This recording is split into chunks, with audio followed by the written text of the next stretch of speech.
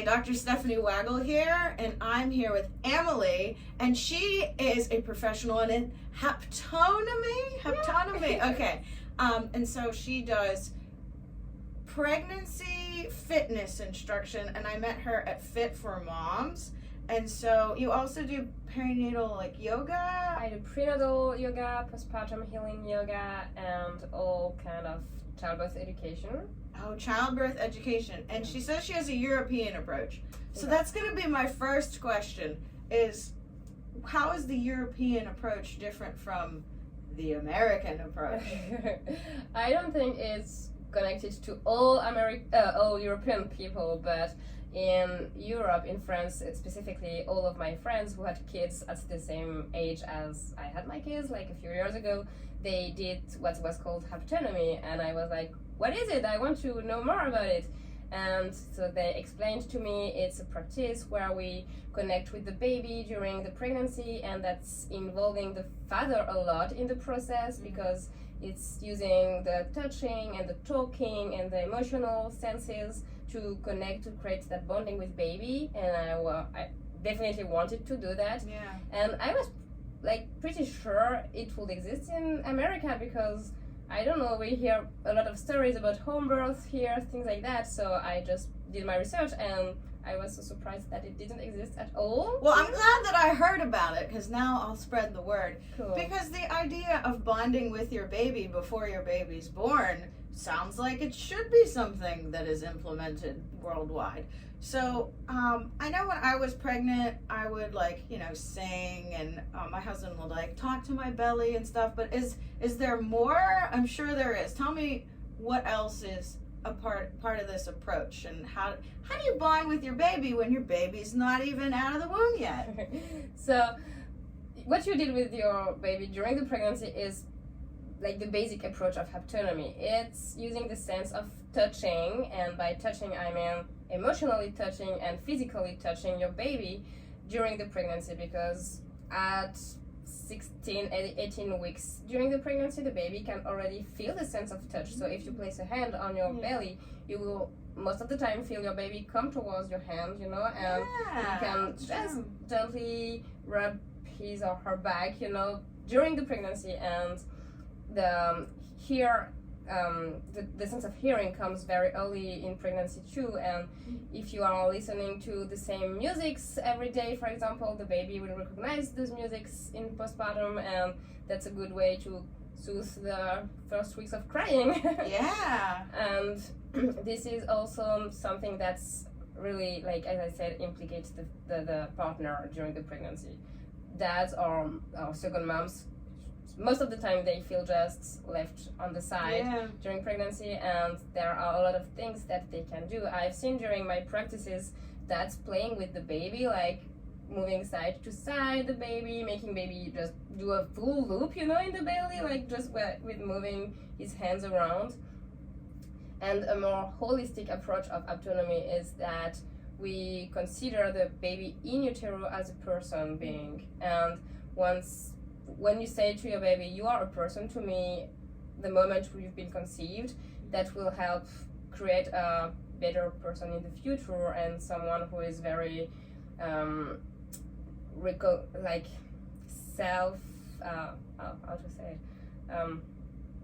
self-confident, I'm a person, I know where am I in the space because I have already been taken into consideration in that role. I'm a human being, and I'm not just a baby that we place in one's arms, the babies most of the time they are objects for people. Okay, when you are born in the hospital, the first arms you are in are the OB-GYN's arms or the midwife's arms, not your parents' arms. And then you go onto a table where you are cleaned up and measured and weights, and then there is maybe a nurse coming into the bedroom to put the baby in the nursery for the night, and then there is a grandma coming the next day. And the baby has no what to say, he's an object. So with the approach of haptonomy, I try to plant some seeds in the parents' minds that your baby is a person, and maybe it's okay that grandma is gonna take him, but explain to grandma that she has to announce herself and tell baby, I'm gonna take you. I'm Oh, your grandmother, boundaries. you know? Oh, I love boundaries. And that's works with all of the things in a baby's life. When you change the diaper of your baby, tell him what you're going to do, like, and especially the diaper, like you are touching his intimacy, like you have to tell him, I'm gonna touch your penis or your vulva, you know, like, and this is all like. Notice you said vulva, not vagina, because people mix those up a lot. But continue. Usually, when you change a diaper, you don't have to touch a vagina because Yes. there is nothing coming out of a vagina. Exactly. Please note that, because people don't seem to know where the vagina is. Yeah. It's on the inside. It's not the outside part. Well, that leads me to something that may be a little bit off topic, but I lived in Australia for a while, and there was more of a. Okay, so when we say it, like, you ask your baby for permission to change their diaper, Americans are like, what the heck? Like, no, like, you're just going to change a diaper. But they did that in Australia, not because you know, sometimes your baby says no, what are you going to have them walk around with a poopy diaper all day? But it's not really to make your baby in charge of when their diaper gets changed, but more to get them used to the idea that people should be explaining themselves to you. And so whenever Americans hear this concept, they call them nappies anyway. So there's like different words. There's a lot of differences between perinatal care in different countries. But in Australia, they'd say, can I change your nappy now? And in America, we'd just say, I'm changing your diaper, right? And so Americans might think, like, why ask your kid? But it's not about asking, it's not about getting permission, because obviously, like, you're going to change their diaper.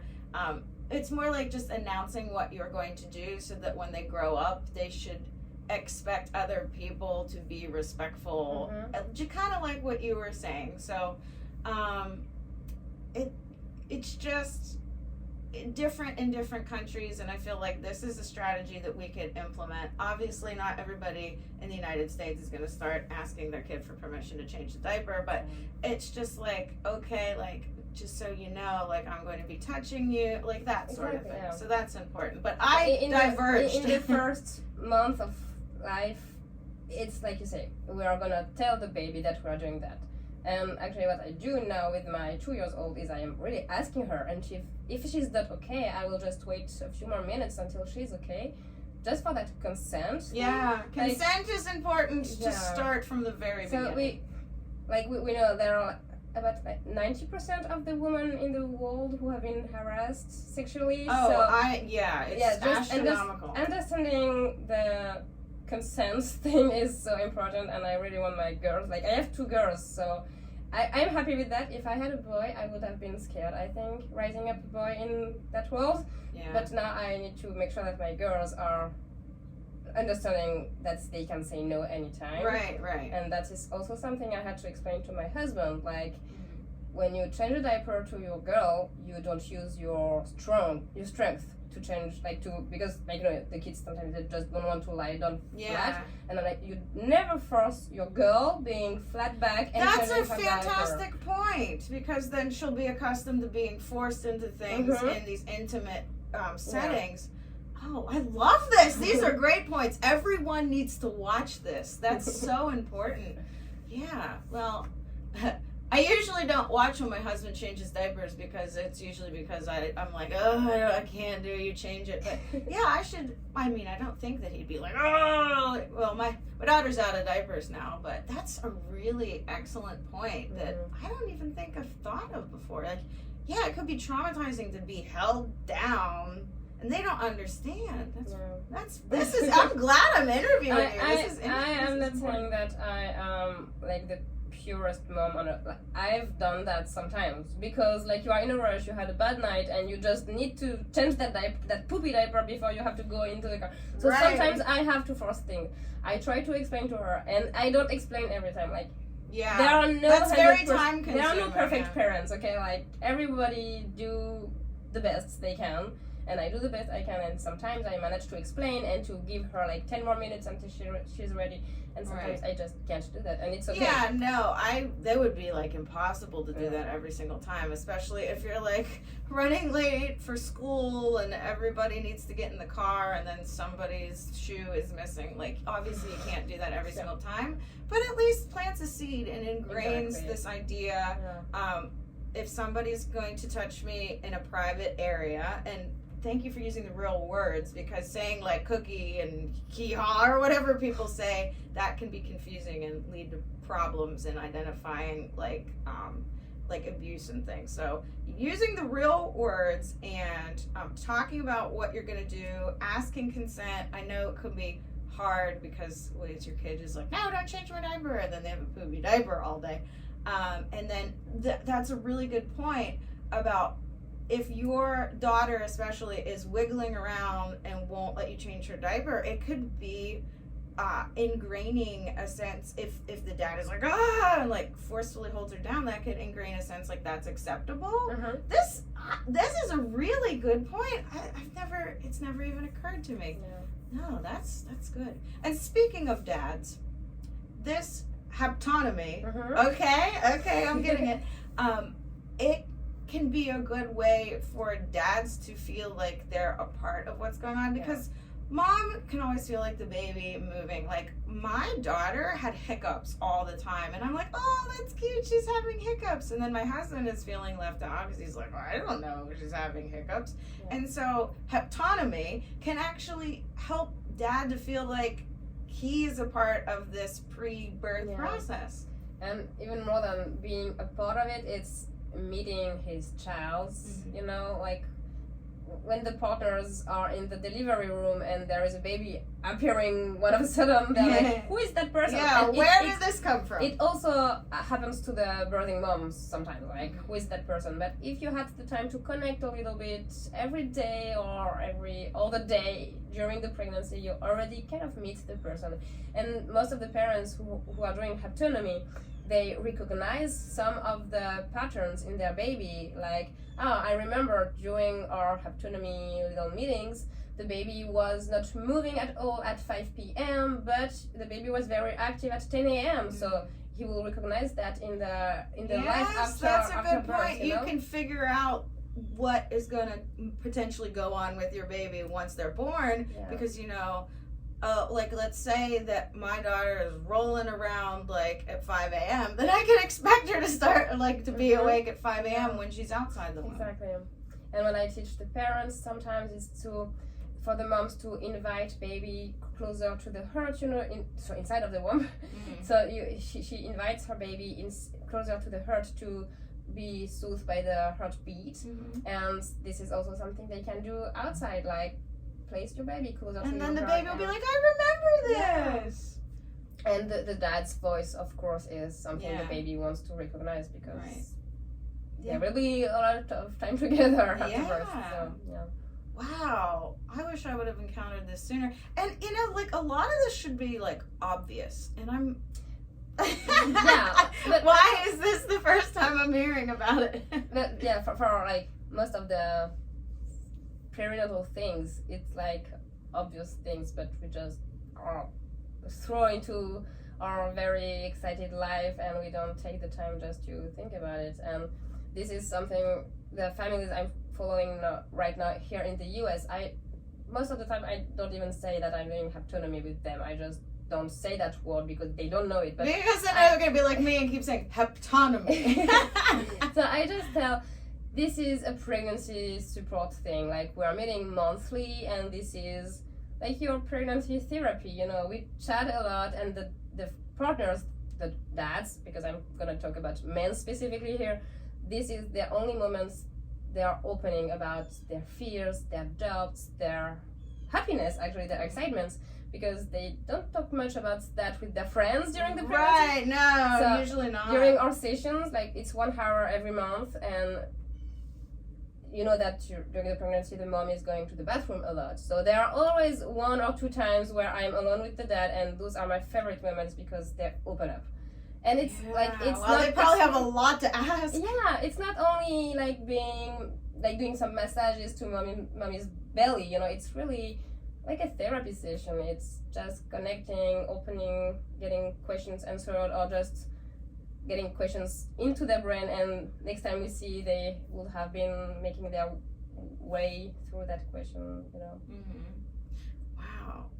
Well, if I have another kid, I'm signing up for this, because I wish I would have known about it in the first one, because, you know, your first pregnancy, that's when it's really like, but to bond with your baby before they're born helps with that transition to being like, who is this person that's living in my house? Well, they have been living in your house for quite a while. It's just that you haven't actually been able to see them. True, yeah. Wow.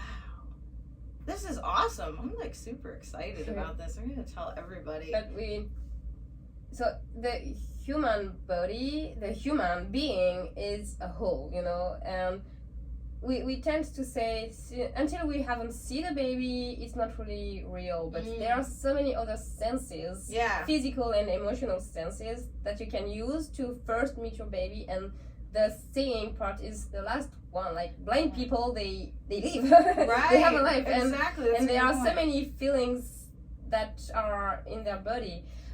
What I like to introduce in the first session of Haptonomy is, have you ever experienced that, like being in the street and feeling that someone behind you is like looking at you, and sometimes you just turn back and, oh, there is a friend of yours, because you just felt it in your body, you know. And actually it's happening to everybody. Like we have so many more senses that really, that's a good point. Like seeing the people. So like intuition and your gut, things like, I mean, people know that people have gut instincts and they're right about things, and I think maybe we're focusing too much on sight, and we could do like feeling the hiccups, and I guess you could put your ear and listen to baby, gurgling sounds or whatever is going on, and like really just placing a hand, being present, like really present. So we always do 5-ish minutes of meditations during our sessions. Meditation, and just being here and in your mind, letting your baby know that I acknowledge you as a person. You are a whole person, and I'm very happy you're here, and I'm so proud of me growing you, and I'm so proud of you growing here, and I'm so excited to meet you in person, but you are already here. And you're already here. Yeah. You're just not visible. And whenever it's possible, I like to meet the parents' preconception. Oh, okay. Wow, you're going even further back. Yeah, just to help them connect with the womb. And like, it's not only the holistic approach again, but I just try to explain. Most of people, they don't even know how the cycle is working, so I just do a whole part on how your cycle is working and when you should have sex to have a baby. Right. That's an important thing to know too. And it's a whole approach. Like I like to say, it's a holistic approach. Yeah, it sure is. Wow, let's bring it to America. And actually, that it does already exist in Canada. There is a school in Canada, but not in the US. I don't know why. Awesome. Yeah. Well, let's bring it here. All right.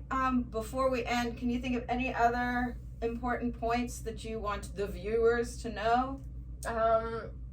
Through our sessions, we also work on the body a lot. So like really a whole person, and we approach also the delivery part of it. So we do some moves, and in the delivery process there are a lot of things implied, but the passenger, the baby, is very important too. So we also teach our baby how to come out. Like we make baby's move to let him know that it's time to go Don't down. come foot first. That kind of thing. So there is also a great part of the sessions that are for a birthing process, to make it easier and as smooth as possible.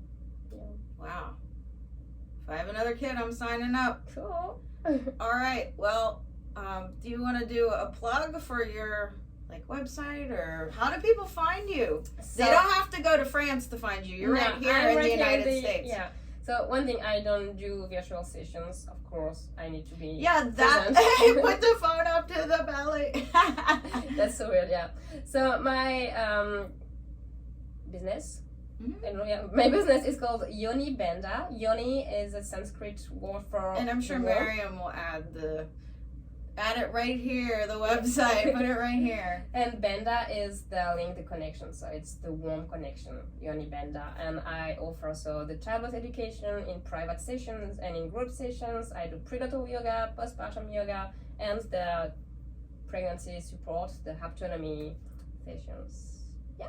I'm so happy I found you. This is like, Me too. I'm just blown away that this, like, I went to medical school. Like, I went to school for, like, ever, and I don't remember anybody ever talking about the importance of bonding with your baby before your baby's born. And that should just be, like, common sense. So, better late than never. I'm glad to have the education from you. Thank you so much Thank you for having coming in. me.